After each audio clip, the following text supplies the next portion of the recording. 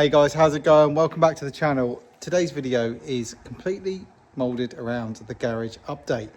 Now, I'm going to put the camera around, show you some of the bits that we'd started in the last video, and now show you indeed the outcome of that. Now, the first bit being the all-important drainage at the front of the main garage. Very important. I'm just stood here now. I'll pop the camera around, show you how we got on with that. It's working a treat. We've had some horrendous weather and it's working good. So minimise any risk of flood into the garage as much as we can. All you can do is make sure you can get your water away from the front, get all your downpipes connected, get all of your guttering connected, and do it in a way that hopefully works. So far so good, fingers crossed. But let's switch the camera around and show you what I mean. So main downpipe that comes from the house is now connected into this silver Acco drain. Excuse the plastic one, they didn't have any metal ones when I went down there, but I do have one on order, so we will be matching that in with a metal Acco. And then all of our drains that we connected to the main sewer that follow this line of concrete are indeed now connected underneath here, as well as our downpipe that comes off of the main garage as well. So everything is now connected to the main sewer, ensuring that this is now dry as possible in here. So yeah, happy days. Very, very happy about that. That was a big job off the list. Reconcreted this whole plinth in here as well and done what we can with here. To be fair, we have further plans for our driveway in the coming months, which will actually mean we're going to be ripping the whole thing up and block pavering it, because it's the last job outside that doesn't indeed need doing. So for now, we're this side of the drain, we're tidy.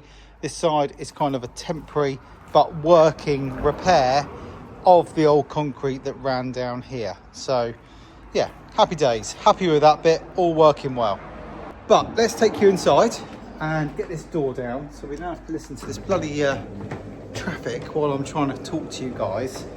Let's get the door down and give you a feel of inside the second part of the garage. You'll notice that behind me the Fiesta is not parked. It is here. Oh, and one more thing worth noting. The bottom of that door now sits perfectly and you can't hear a thing. It's like super quiet. So it's like water, airtight. It's a double insulated door as well, so it shuts the noise right out. Really happy with that. But as you can see, walking through the garage, I've had as much of a tidy up as I can in here, given we've been very busy. So tools are a bit messy on here, but we have been busy in this bit. Let's have a look. Have a look at that. Ford Fiesta sat in there.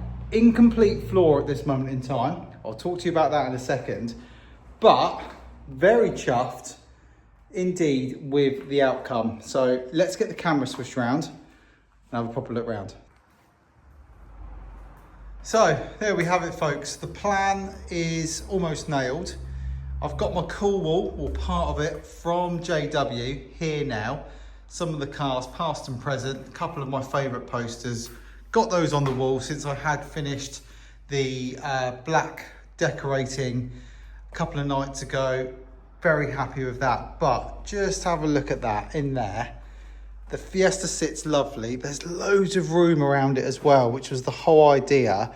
Obviously, if I'm working on a car, I'm going to have it nudged forward, and then all of my snap-on tools are easily accessed too. So as a working bay, when you come back and look just how much space we have indeed gained from back here, it's huge. Like the garage before, the original garage was a decent length. It was a 1.5 car length that way. But, well, you can get two cars in here just. We can get a Fiat 500 there and Jay's Fiesta, and we can shut that door. So we know it, you can get two small cars, but this extra bit of space has given us such an advantage now, given that I can actually get round the car with ease and there's still room.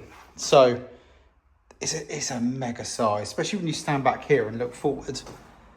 it's quite something.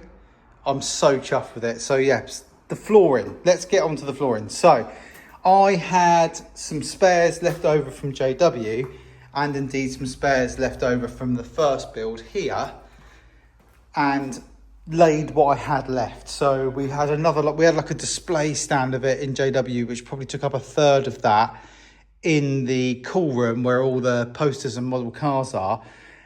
We also had some spares from this build. The guys left us a box here for any breakages, etc. So Garage Style, been on the phone to them today. I have indeed ordered a 60 blacks, and I think it's like 7 blues that we need to finish it.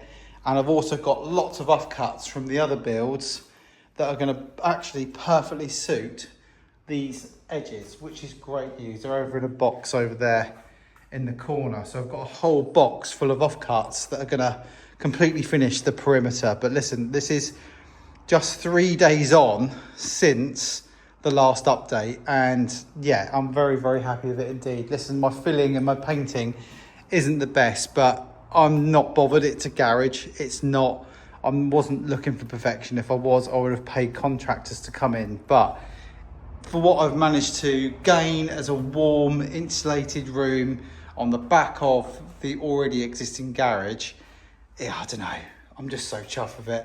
And there's plenty of room. Like, I'm happy that I wouldn't be able to work on big cars in here, but that's not what it's for. It was essentially always aimed at working on the Fiestas and working on indeed the RS600i when it comes back. And now I've got ample room for both, because I can have the Escort sat either in the air or on axle stands in this bit. Fiesta can be tucked in there, and at the same time I've still got room in like this bit between the two cars to work on parts of the car. So that was the whole idea. I know it's long, and it's not overly wide, but we've got enough room to certainly work around the vehicle, no problem at all. Obviously, next job is going to be hex lights. They're coming as well very soon to match this set here. I think we've gone slightly bigger in the in this room. So in here it was more just get it lit quickly. And to be fair, the output of them's pretty decent. You know, it's quite bright considering I've just got 2 little work lamps in here for the minute until we get 4 electrics wired up in this room. It's okay. I'm going to leave myself a little space here against this wall to put my model car collection. So I've got lots and lots of lovely 118 and Corgi Ford RS vehicles which are down at JW, and they're certainly going to sit in there a treat, just something to look at while you're working on the cars, like looking at the end result, the finished article whilst we're working on the Escort. Certainly got some of my favourite dealer posters, the new XR2, and of course the RS 500 and the dealer advert for the Series 1, plus all of, well, actually not all, there's still another box of these over there, but I ran out of drawing pins. All the pictures of all the Fords past and present and track days, Silverstone, you name it, Castle Combe, Santa Pod, all of those, that'll probably fill that up once I get those on there. But yeah, certainly does add a little bit of personal flavour to the room, as well as some of my cool sort of Ford signage as well. So dead chuffed with all of that. And of course, the Series 1 Snap-on toolbox just will look the part in here, certainly when it's all finished. So yeah, dead chuffed. Flooring is going to be the next update when that's done. So the next video I think will be hopefully odds and ends on the painting finish. Got a little bit of cutting in up here to do, very, very minimal amount of work, but that will certainly be then done. Getting the flooring finished, getting our garage floor delivery, and then obviously our LED lighting. And then I think this room will look pretty sensational on the inside. Also today we had the roofers come and finish the roof. Not that you can see much because it's pitch black outside, but the roof is now done and very chuffed with that. So we are in a very nice dry, warm room.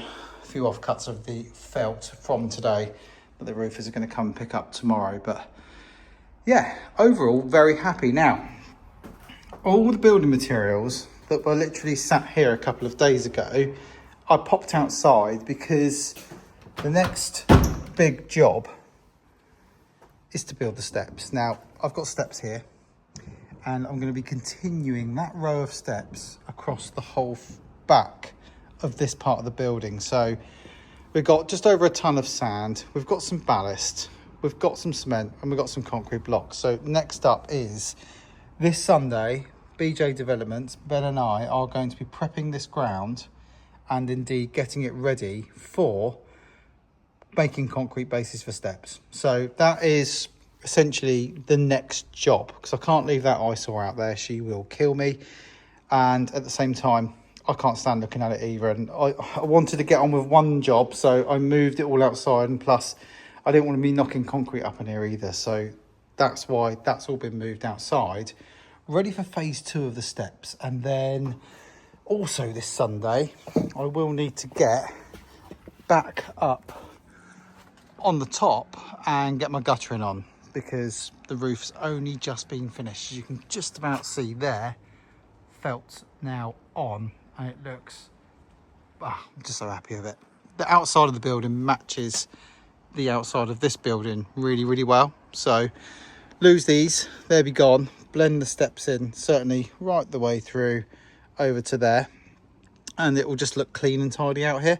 Obviously our heights are different, but this step here actually runs in the same height, bar an inch, of this door. So we're going to then go double depth all the way back to the building through there. So that will indeed finish the outside off a treat. And then, yeah, as mentioned earlier, then I'm going to get up the top on the roof and get my guttering on ASAP, because that's going to prevent water from just sloshing down there and making the walls of the new timber part of this build damp, which we obviously do not want. But yeah, I am super chuffed with that. It's been 5 solid weekends, and I'm gonna say at least 10 solid evenings now from me doing what I can in the evenings without Ben, and I think that's quite an achievement. I think, you know, that's a lot of work considering what we've managed to achieve, and we're no builders. But listen guys, thanks for watching. A lot of you are enjoying the garage updates, so that's why I've pursued doing it. We were getting asked an awful lot for updates on the garage build, so we're a long way off from being finished. There's lots to do. I want to get it nicer in here. Some of that filler work up there, it's my fault. You know, it is what it is. It's a garage. It's nice and dry, and I'm pretty sure once I get those lights up the top there and I've got a car in here, I will not give that filler work that I missed there a second thought. But for those of you who are going to comment and say filler work shit, you carry on. I know I am not a painter and decorator or plasterer, but it's a dry, nice space, and that's all that matters. Listen, thanks for watching. See you guys on the next one. Next video is going to be of us going on a mammoth road trip to Birmingham this coming Friday, picking up 3 new bits of stock for Riviera. And it's Tom, I and Brandon going. So we're going to blog our journey, see how we get on, and hopefully it's a smooth, successful trip. But until then, I'll see you guys on the next one.